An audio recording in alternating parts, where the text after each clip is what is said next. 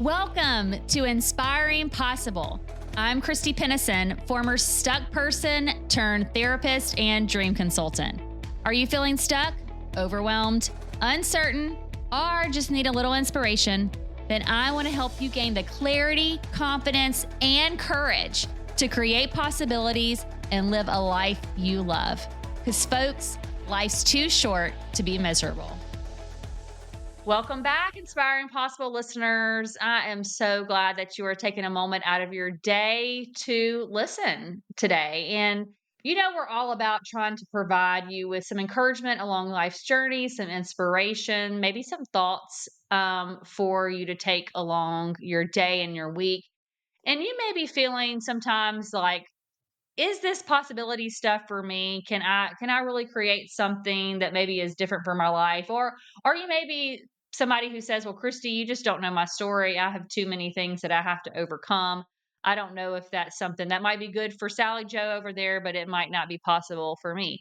Well, if you are feeling any of that kind of way, I'm glad that you're here today because I have an incredible motivational speaker, resilience and empowerment coach, professional magician, and best-selling author, John Kippen, with me today. So welcome to the show, John. Happy to be here, Christy. Amazing. Thank you. Yeah, well, look, I see you in a picture over there with Jamie Lee Curtis on your background. Tell me a little bit more about that. I'll get into my story in a minute, but she's been an amazing supporter of mine. I filmed a documentary about my journey, about my life, and she was a computer consulting client. I remember sitting in her office working on her computer, and I mentioned this filmmaker, a friend of mine, was going to make this documentary about my journey and my transformation after my face was paralyzed after a brain tumor removal. And I was trying to muster up the courage to ask her to be involved in some way, shape, or form. And so I'm telling her the story, and I'm just waiting, and there's silence. And then all of a sudden I hear her say, and? And I kind of looked up at her, and she goes, and?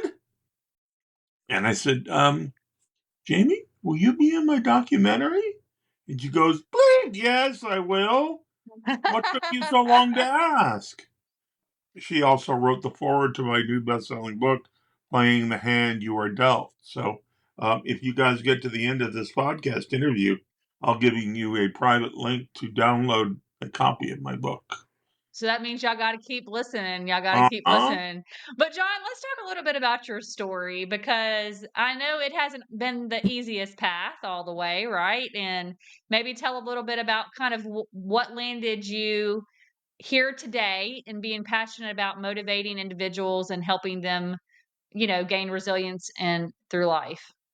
I had everything I needed. I had two great parents, upper middle class family, so went to a nice private school.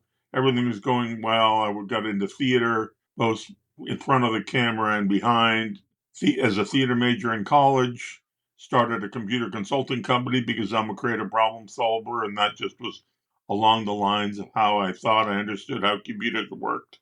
And I wasn't intimidated by them. I'm 60 now, so that was a few years ago. But That computers, I mean, what were they? What I'm trying to remember my high school days about what computer looks like versus computer now. So that was a whole different computer oh world yeah, back then, totally huh? different era. But anyway, so everything's going great, and then I started having some weird symptoms with hearing and dizziness, and I was diagnosed with a 4.5 centimeter brain tumor. And they removed it, and when they did, they traumatized my facial nerve, leaving the left-hand side of my face paralyzed. I remember waking up in surgical recovery. The first thing I realized that the dizziness was gone, so I was happy. And my dad was sitting on the side of the bed holding my hand and smiling ear to ear like he always did. But I didn't see my mom. So I asked for my glasses, and my head's bandaged. I'm trying to put the glasses on, and that was a chore. And then I looked and I saw my mom's face. And the look was one of horror. Like, what did these butchers do to my poor son's face? And I have full feeling, I just can't move it. So I didn't really understand. But in hindsight, looking back at my life and the downward spiral that I went into, that was it. If your own mom couldn't love your face, they Mm. have the phrase, have you have a face only a mother can love. Well, my face, my mother didn't love anymore. How was I supposed to love my face if my own mom was scared to look at it and frightened? How old were you then, John? 33. Okay. So I stayed at home. I was able to run my IT company from my living room. I didn't have to go and meet new clients, although I wanted to. I didn't feel comfortable in my own skin. I just didn't want the questions. I didn't want the stares. I didn't want the judgment.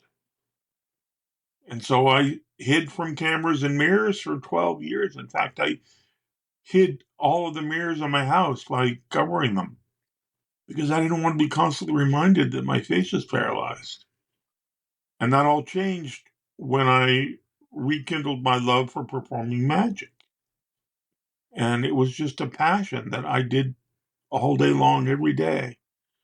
And I joined the Magic Castle, which is a private club in Los Angeles for magicians and their friends and guests.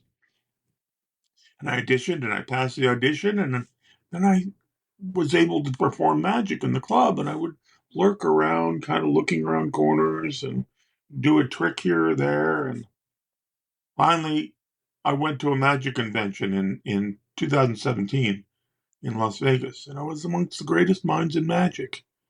And I said to myself, and I asked these magicians to take selfies with me. And as I got home, I uploaded the photos to my computer, and it dawned on me if these great minds in magic had no trouble taking a picture with me, what was my problem? And that was really the start of my healing. And I started going and performing as much as I could. And audiences were distracted by my face. Not in a negative way. They wondered, hey, did he have Bell's palsy? Did he have a stroke? Why was his face paralyzed? And it took them away out of the moment of me performing close up magic. So I redid my act and I opened my act and I said, guys, welcome. I'm glad to have you here. A little bit of myself. My name is John. I've been doing magic all my life. But in 2002, I had a brain tumor. And when they cut out my head, they traumatized my facial nerve. That's the paralyzed face. But something happened to me on that operating room table. I'm not sure what it was because I was unconscious. All I know is I recovered. I realized I had acquired some new skills. And then I would pause and wait for the audience to get on the edge of their chairs, wanted to know what kind of skills I could have acquired by having surgeons monkeying around in my brain. And I would look to my right and my left like it was the biggest secret in the world. And I would lean in and I would whisper in a loud voice, guys, I am able to visualize people's thoughts. And then I would do some mental magic or mentalism. And what that did was turn my biggest challenge of that brain tumor into a superpower. And then people understood why my face was paralyzed and no longer judged me for it. They were able to look beyond my face and into my heart and really see me. I'm a great storyteller. And that's what I do when I perform close-up magic is incorporate stories that brings you, the audience, into the act and puts you on the pedestal, makes you who the magic is about, makes you come back to your childhood where you had no cares in the world. It's that awe and wonder that I established. People saw a strength in me. They didn't know what it was. They just knew that they were attracted to me, and not in a physical way. I'm this overweight guy with balding hair with a paralyzed face, but in an emotional way. They were able to connect with me, and they understood that I had something to offer. And so many people would reach out and say, this is what I'm going through. Can you kind of help me? You come out from a major trauma in your life. And I see you on TEDx stages and I see you speaking in front of people and not being self-conscious about your looks. And I want to feel that way. I want to feel that passion for life. How do I do it? And that's when I decided to start my resilience and empowerment coaching practice, because I get to reverse engineer the creative problem solving skills that I developed to get out of my own way, to join the human race again and live every day on my terms. And people need that in today's society. So that's how I help my clients, is to feel like they are enough just the way they are. My slogan or motto is being different is your superpower. And people come to understand what that really means when they work with me. I think we do all have superpowers, and I'm a big believer of that. And I believe we all dropped down here for a reason, and not one of us are the same, and we all have different journeys and experiences, and different skills and talents and strengths. But what is the things that helped you push through? It sounds like magic was one of it. It sounds like there were some other things that you leaned into, but what are the things that you help people? Maybe tools, tips, things for them to rethink in their life that also helped you for them to move past maybe some hard places. We are filled with limiting beliefs. We're not pretty enough. We're not good enough. We're not smart enough. We're not rich enough. We're not enough. And that's bullcrap.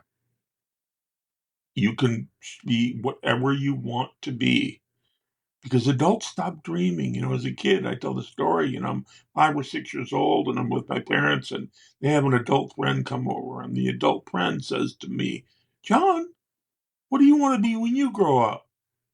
And I would say, "I want to be a policeman."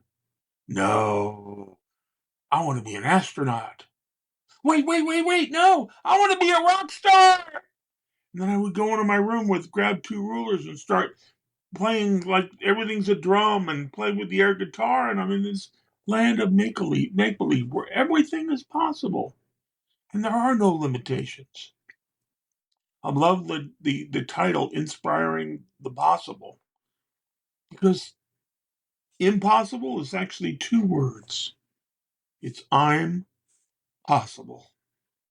And that's just a mindset shift.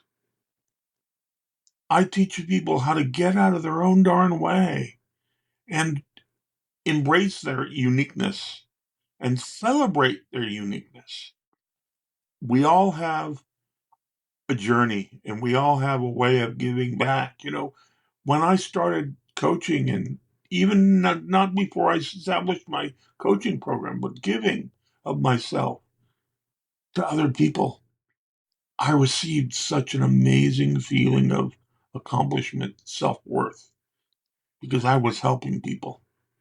There's no better feeling of knowing that you made a difference in someone's life just by being your authentic self, despite whatever your flaws are.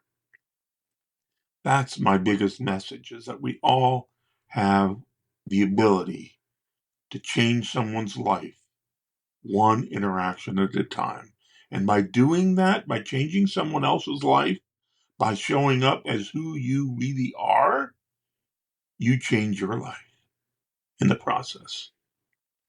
That is very true. That's been my experience, at least, especially whenever being able to just be there for somebody else, hold a space, help them reframe some thoughts about themselves. What do you think kept you? What was standing in your way? What was a belief maybe that you held that you really, once you were able to overcome it, it just changed everything for you?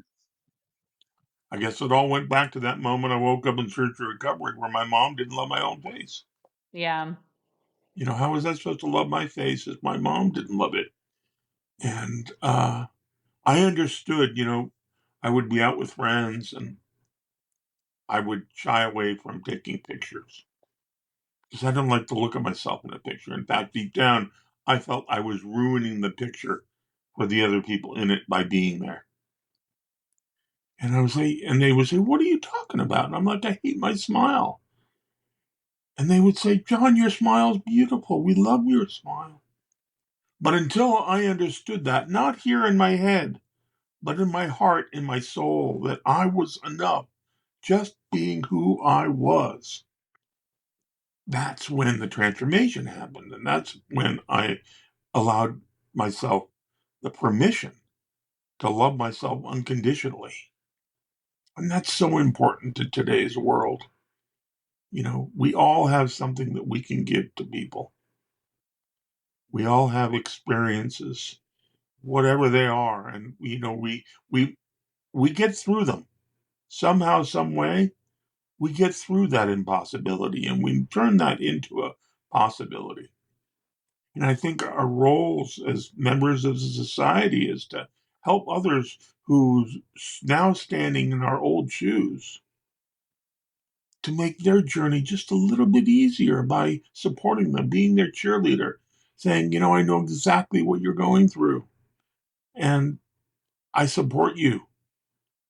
It's the greatest gift you can give yourself and others. Don, when you started learning to accept yourself as you were and love yourself, what changed for you on your journey? I think it was when I was performing for women at the Magic Castle. I would sit down at the table and 5 or 6 women dressed really provocatively, dressed up to the nines, would sit down, and I could see their body language, and their legs were crossed, their arms were crossed, they were leaning back, and they had a grin on their face because they were ready for some magic, but they didn't know what my ulterior motives might be. They didn't know what my intentions were there, so they had this wall that they were forced to put up. All women do in this today's society as out of self protection, and so I would share my story and then do some magic and focus on each individual person in the show and use their name and connect to them on a human level. And like magic, I would see these walls that they were forced to put up start dropping to the point where their hands relaxed on their sides and they planted their feet on the ground and they started leaning in. And I would finish my 30-minute show. And all of a sudden, these women were asking permission to hug me. And I didn't understand that. You're like, what's happening here? Right. Yeah. They were, and I had a couple of conversations later on. I asked a couple of these women I saw this change in them to help me understand as a man what it was that was going through their mind and their heart when all of a sudden they went from being totally protected and standoffish to wanting to give me a hug, which is a woman's way of showing care and affection. And it came down to that I empowered my women spectators to be vulnerable again. I gave them permission to be who they were. I was just, it was amazing. So it's Just, almost kind of like when you realize the power, the I don't want to say power, but like the power that you had in being yourself and in yeah, giving permission for other people to be vulnerable in themselves, then that maybe I think it sounds like was one of the catalysts for you to continue yeah. to say, yeah, I do have something to give to the world. I do have a superpower and I do have something that can help people along the journey. I live my life with the motto that it's better to ask for forgiveness than permission. And yes, that has bitten me in the butt numerous times. I admit I crossed that delicate line a couple times, but it's given me opportunities in my life I would never have had if I didn't just go and get it. One of them is when Alex Trebek, one of my heroes of all time, came out with his cancer diagnosis on national television, and he asked for everybody's prayers and thoughts. I had helped people going through cancer, and I reached out to his family. I found his daughter, and I said, "Nikki, I need to perform for your dad, and I'm not going to take no for an answer." And she saw something in me. She was like, "Okay, we're having a 75th birthday party for him, and you can be our entertainment." And so I had 2 months to write a brand new show just specifically for Alex, and had a Jeopardy theme to it. And there I was sitting at this restaurant in front of his family and closest friends. There were like 50 people there.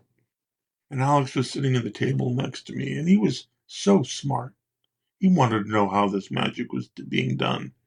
And she was kind of, peeking around and trying to figure it out. He was one of those viewers, huh? That's like Oh, trying to figure yeah, out. absolutely.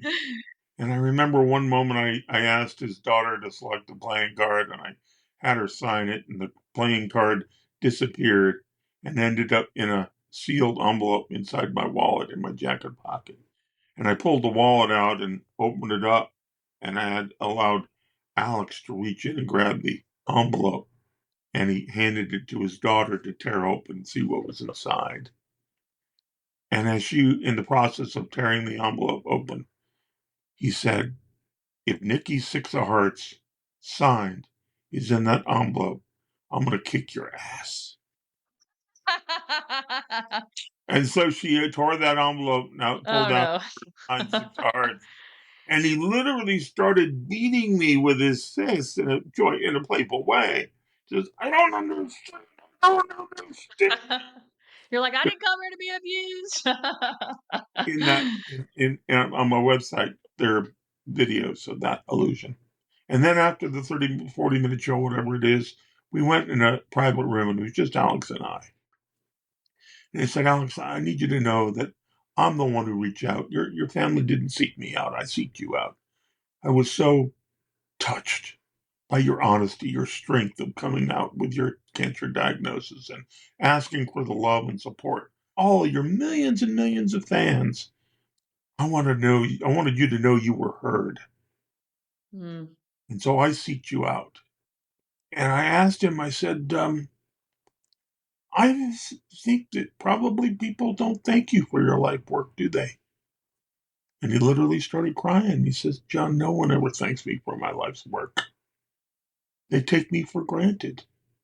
And I said, "That's why it was so important for me to tell you that you do matter, that your life Mm. work has inspired all of us to be smarter and be quicker and be compassionate and be friends." Just, he was a luminary.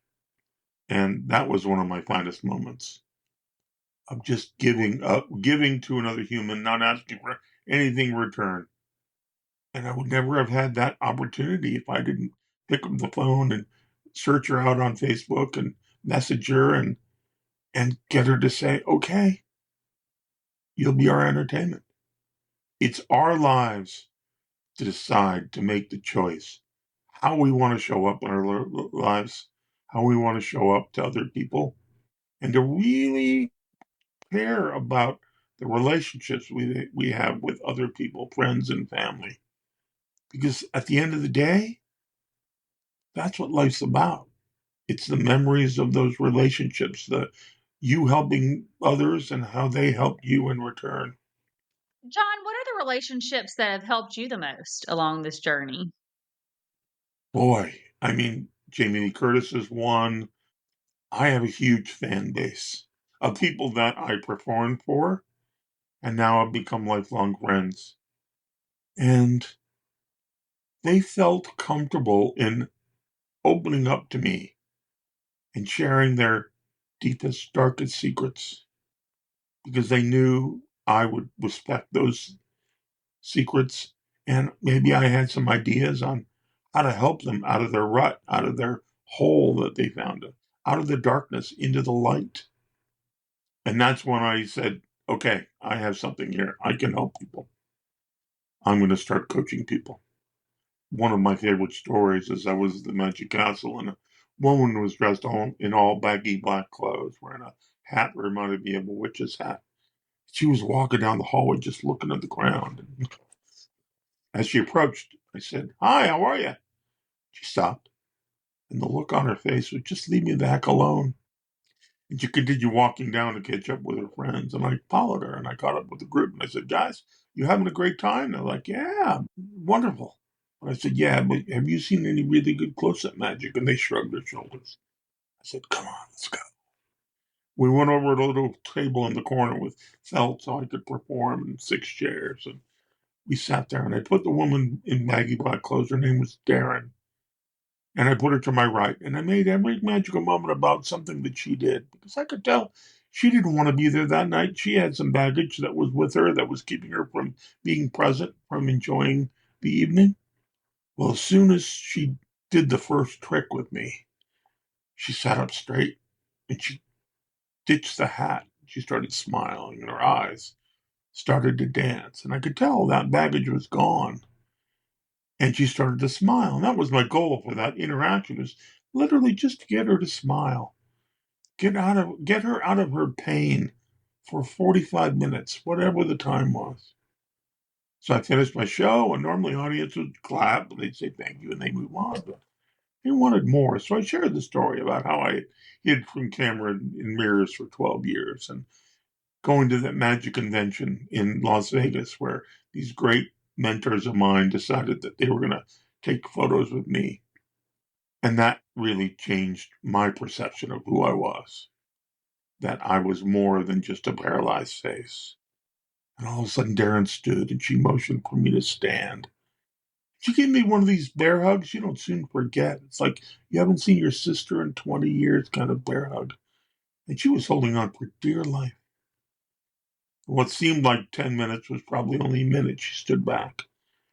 And she was crying and she looked up and said, John, I need to share something with you. 4 years ago, I had a double mastectomy because I have the BRCA1 gene. And my mom, my aunt, my sister, they all had their breasts proactively removed. And I was the last in the family to go through that surgery. And it dawned on me when you were sharing your story that I've been hiding too by the baggy clothes that I wear, hiding my figure and the funny hats and not making eye contact and my sarcastic sense of humor when meeting people. And I think you just shaved 8 years off my hiding. And she made herself a promise in that moment with her friends and I as witnesses that that would be the last night she would ever hide. And I fell back in my chair. I had no expectation of touching someone so deeply, so personally. And she was crying, so went to the bathroom to wash her face, and her friend was sitting there, and her mouth was wide open. She said, "John, you don't understand what just happened. We've known Darren since college, and we've been supporting her for the last 4 years through this journey of recovery. But you did in 30 minutes what we've been trying to do for 4 years. And that all happened just because I was who I am. I shared my story, and I shared the power of possibilities. And life is too short to hide. That's one of my fondest memories. How do you think the world would be different if we all learned to kind of embrace who we are? I love technology. I love Facebook. I love Instagram. But it keeps us from really connecting with others. So many of us will scroll through our feed and we'll see someone post something that's out of character of the person we know and love. Most of the time, we just say, he's having a bad day, and we go to the next post. I encourage you, next time that happens, to stop. Stop whatever you're doing. Pick up your phone and call that person and saying, hey, that post didn't sound like you. What's going on? Reach out and be there, be present with that person. Because most likely that's a cry for help.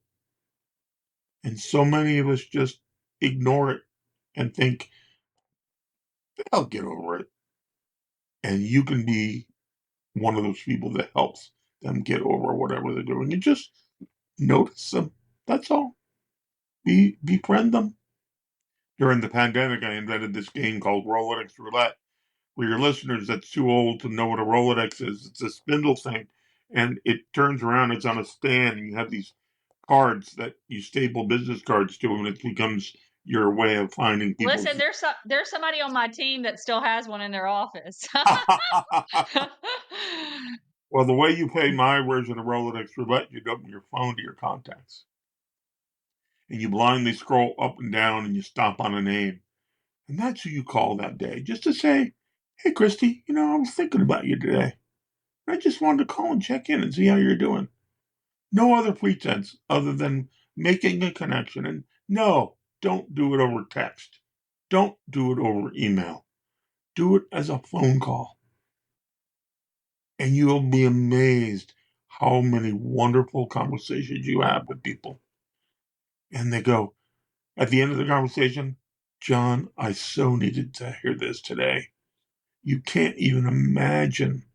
I'm full of love and hope now. Just for Yeah. you taking 20 minutes out of your day just to be my friend and be present and listen to me and ask me if I was okay, just to know you were thinking about me. We're not mind readers. How many times are you during your day you think of someone, you think of a funny story, a fun experience you had with a friend, and you get a kick out of it. You smile and you go on with your day. What power you have to actually call that person you were thinking of and say, "Hey, Christy, remember that time that man, that came to my mind today, and I just wanted to share that you were present in my mind, and I love you for it." And we have the Yeah. power to change the world one interaction at a At time. a time. Yeah. Well, and look, as I'm hearing you just tell some of your experiences, stories, it really reminds me, or just something that comes to my observation is that it sounds like your superpower. I mean, it sounds like you got a lot of superpowers, John, but it is paying attention, being present, being curious, compassionate, and also being considerate of human beings. And I think, we all want to be seen, heard, kind of like the story you shared, and valued for who we are. And sometimes it's just, I guess what you just shared was taking a moment out of your day to just let somebody know that they matter, and that noticing of somebody really Yeah, can be transformative. It's for not both of like you. you're dead. It's not really even magic. It's just noticing, right? And there's Right. magic It's in that magic. noticing. Yeah. And it brightens both your days. It's not just for the other person. You get Hmm. power doing it yourself. You hang up with that phone and you go, yeah, I changed their day. I brought joy to their day. Yeah. Well, and I feel like, I don't know about you, but I can remember just in the pandemic how this brought forth so much stuff to life of how we really do need connection, and how, although we're connected by these things, we're missing an element of connection in a real authentic way through picking up the phone. And it sounds like you've been a part of some of my conversations over here sometimes with my team. I'm like, did you pick up the phone?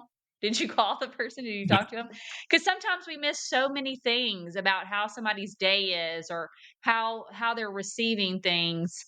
And sometimes that power of that one phone call can be a game changer for somebody in their life. You mentioned the pandemic. I spent 12 plus years learning how not to hide my face. And then March 2020 came, and what happened? Covering your face with a face mask became not only politically correct, but government mandated.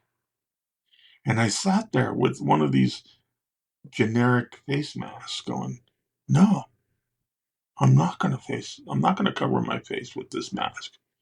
So I found a company online and I sent them a picture of the bottom of my face.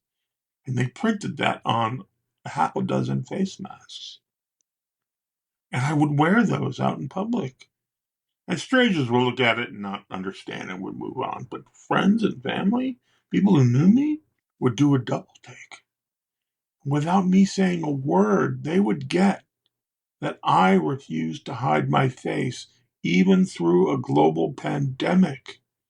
Just that action of wearing that face mask with a picture of my face was enough to get them to understand my mission, my life's mission, and maybe get them to think about how they show up in the world.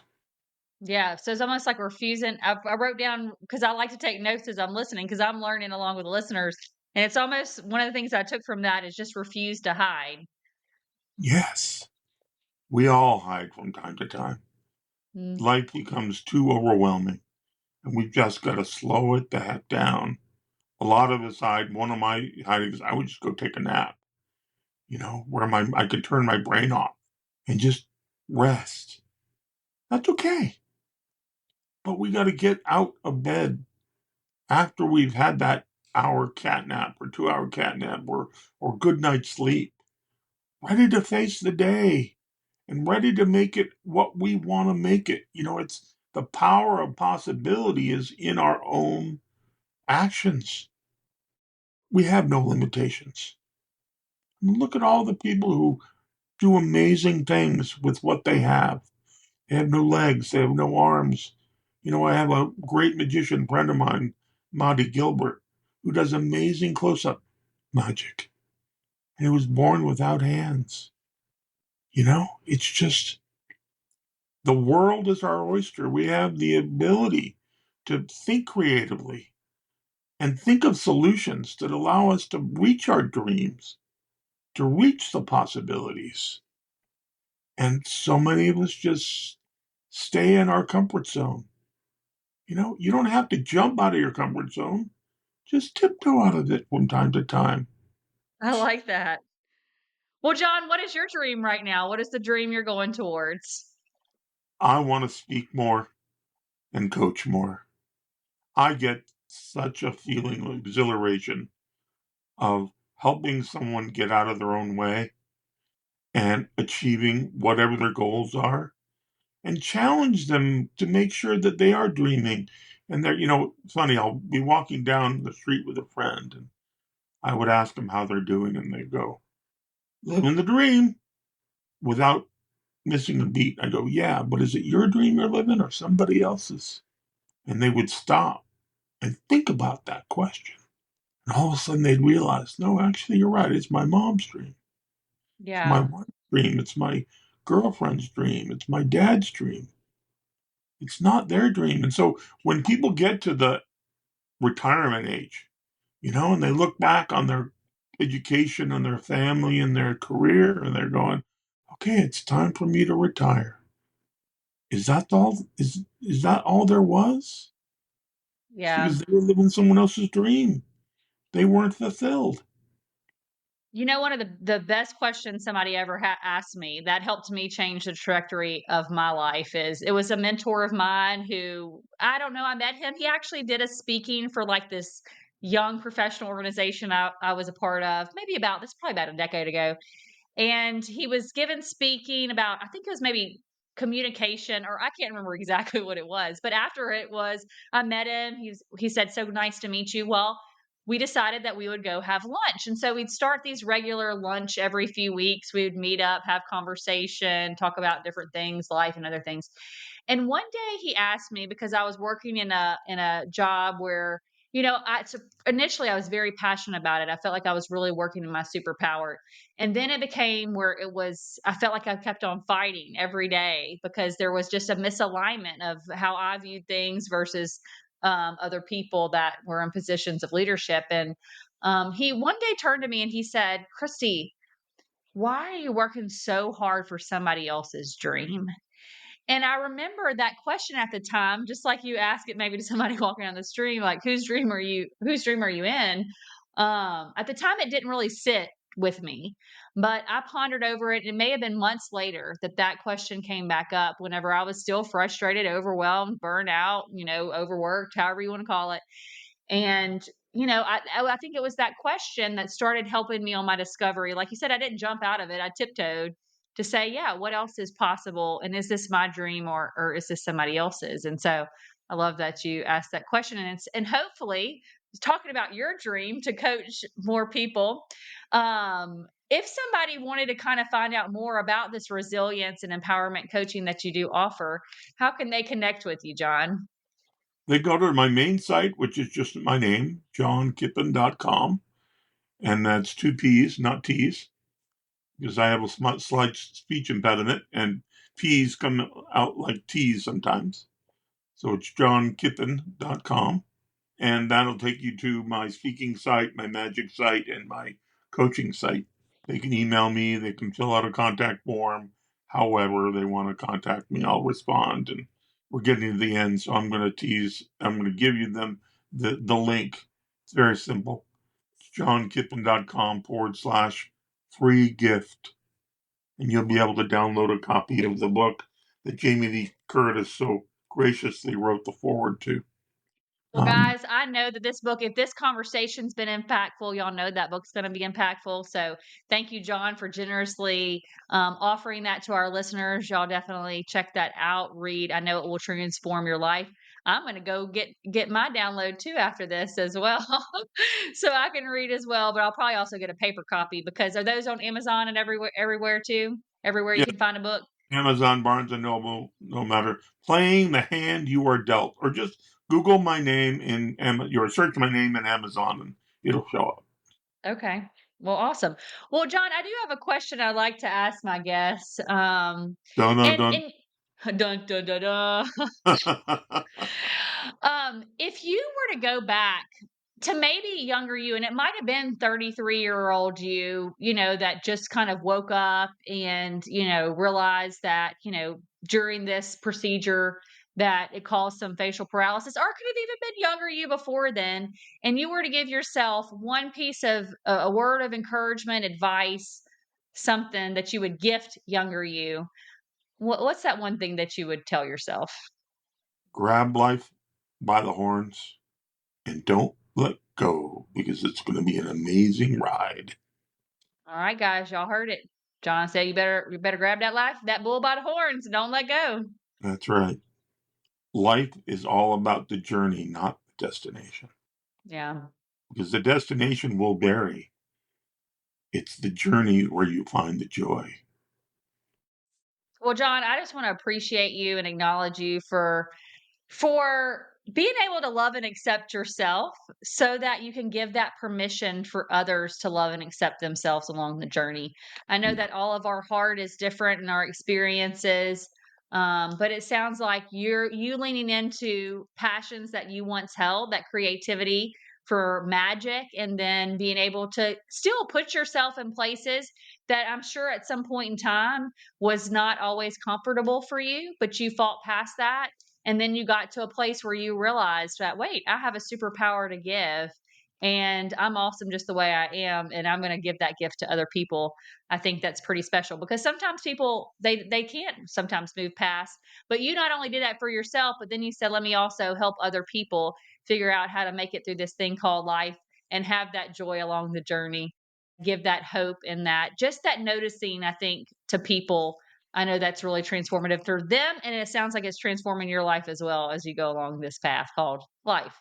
We all have challenges, and we eventually get through them. And we look back and we say, hey, that wasn't so hard after all. But we stay in that fear zone. We stay in that, oh my God, how am I going to do it? And I have tools to help people get out of that frightened zone and just remember those moments of accomplishment and let them fuel our moving forward and our getting around problems or getting through problems or whatever, finding the possibilities. Well, y'all heard it from John, guys. If y'all looking for some help on finding them possibilities, y'all check him out. Give that book a read. And we just thank you, John, for taking your time out today to come and speak to our listeners. And if you do listen to this show periodically, you know that I try to give you one takeaway that I really just stood out to me and that I heard that I think hopefully will resonate with you today. And I'm sure you're like me. I mean, I take my little notebook notes over here and I have a lot of things that have inspired me today from this conversation. But one thing that I really want to just point out that John said towards the end of our conversation. Number one, you are worthy and you are loved just the way you are and you are enough. But guess what, guys? You don't have to jump out of your comfort zone. Just tiptoe out of it. And you have gifts to give people. And just remind yourself that no gift is too big or too small. Just give it. Until next time.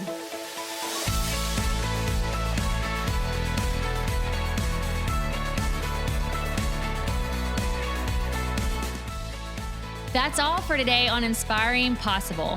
If you found a little inspiration today, please go on over to iTunes, Spotify, or wherever you tune in to listen to leave us a comment and rate us. Also, make sure and link up with me at inspiringpossible.com to get the free Dream It, Write It, Do It workbook. And don't forget to follow us on social media and share this with anyone who needs to be inspired. Remember, if you can believe it, it's possible.